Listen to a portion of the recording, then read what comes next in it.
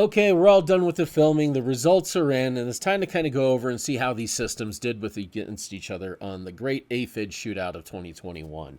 The first system we started with was the eMotimo Spectrum ST4. In my view, I feel this one did do the best. However, there's a couple other things we need to consider. First off, this gives unparalleled control when using the PlayStation 4 controller. It works better on this than it does on the other two systems, absolutely, okay?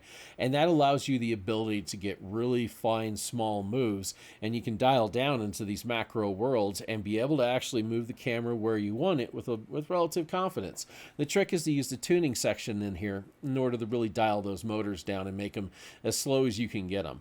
But even when the motors are dialed down and you're moving very, very small moves, this thing still has enough accuracy and movement resolution in order to accomplish A to B keyframe program shots as well as time lapse, which is very impressive.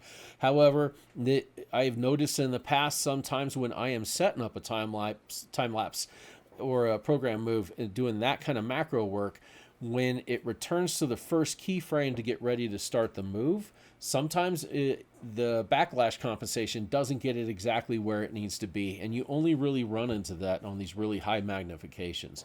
If you're aiming this at anything that's like a magnification of 1:1 or less, you're not going to see that. It only happens when you're really in there.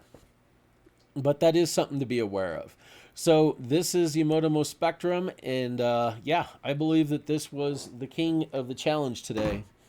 The second one we did is this. This is the Kessler Crane second shooter with a Pro remote, and then we had one of their CineDrive lens controllers on the camera.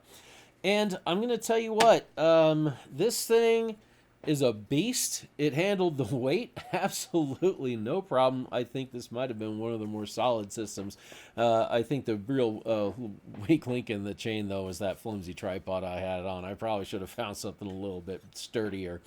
But nonetheless, while while it can handle the weight, it was a little bit of a challenge to use. And you saw when I'm going through it, there are times where the lens just started to move. No longer doing its move. So right now it's initializing. All keyframes have been deleted. That's perfectly fine. I don't know what. Whoa. There are the times where I'm trying to feather the focus, and then all of a sudden the focus ring like flips almost halfway around.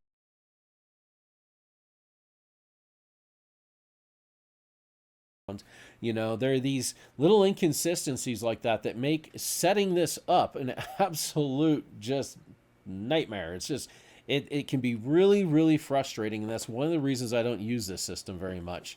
I have had it in and worked with Kessler, and they've had my remote, and they assure me nothing's wrong with it. Yet I don't know. It doesn't matter which controller I have. I have 2+ controllers along with this one. I get the same result on everything, but whatever. So while it is frustrating to set up, it's also pretty much unusable for just trying to get those manual moves. Now, this does allow the controller, or does allow a PlayStation controller to connect to it, and that's great. I don't necessarily feel it's overly that it's very well implemented. It just seems like the control on it is really kind of dodgy. It's probably going to be more than good enough if you're just going to take this out and do like some mountains, sunset work or something like that, astro work. But for like this really fine stuff, it's just pretty difficult to use. However, once you actually get it set up, it does work. I was pretty impressed with that because it will actually take those little tiny moves and cut them up and even tinier moves, and it'll do the time lapse and it'll do the A to B keyframe. The problem is just trying to get the keyframes where you want them. But once you get that, it actually did seem to do a pretty good job. So that was pretty cool. It's just the experience is kind of marred by the difficulty of setup. Okay, now, last one. This is Black Forest Motion, and this is the Pine 2 controller, and these are their pans or tilts. I'm not sure what you call them. It's their pan tilt unit, so they just connect together with this bracket, and then that's how you get the pan tilt. This system did pretty good, honestly. I thought the direct manual control of it was really kind of good. It felt pretty close to the eMotimo Spectrum, not quite as good. It didn't have quite the ramping ability, and the minimum speed on this that you could set it to is 5, and that I really wish I could have got it down to 1 for this. I think it would have done a little bit better. The problem is, though, when this thing, when we try to set it up and do this tiny little move and play it back, or do a time lapse, it just doesn't work. It's possible if I just let it sit there long enough, because it seems like it was doing things, but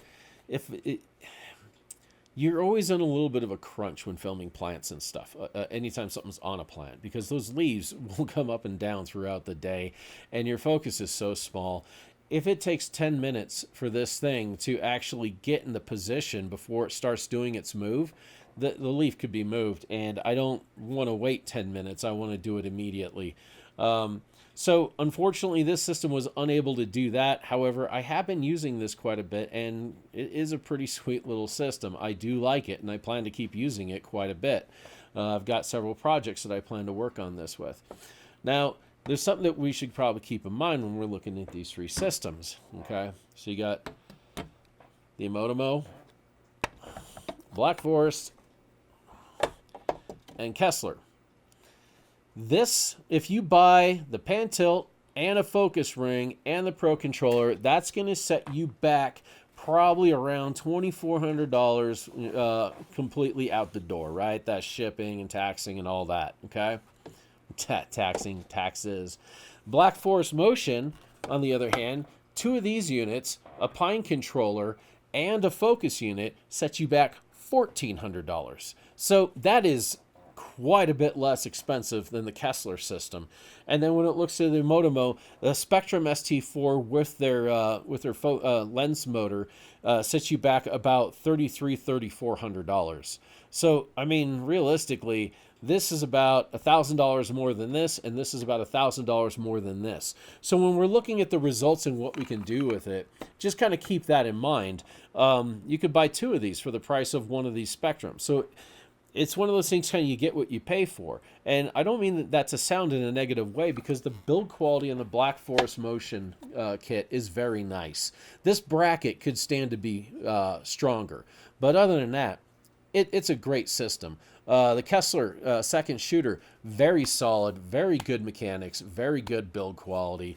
However, I have a lot of problems when it comes to control and connectivity. Spectrum, pretty much every time I use it, it knocks it out of the park. It has never really failed me.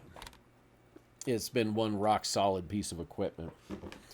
So there you have it. All 3 systems. What I can say is, you know, the eMotimo Spectrum ST4 clearly the winner in this, but you know, these other 2 systems where they each had some problems and they each had some successes. And with that kind of thing, you just got to look and see, is that something that's ever going to affect you? Or is there anything about the workflow that you would prefer not to do or you'd rather do? Me personally, I do not like using apps to control things. I would very much rather have a dedicated controller. However, if they do an app pretty well, I guess. Okay, so if you enjoyed this, be sure to hit that like and subscribe button. I've got quite a few more videos coming out. I'm going to be doing some more tutorials. I'm going to be doing a tutorial Dragon Frame on how to get Dragon Frame to move a motor. And also, I think we're going to be playing with some slime mold coming up here soon. So it's going to be pretty cool. Anyway, thanks for watching, and hope you have a wonderful day.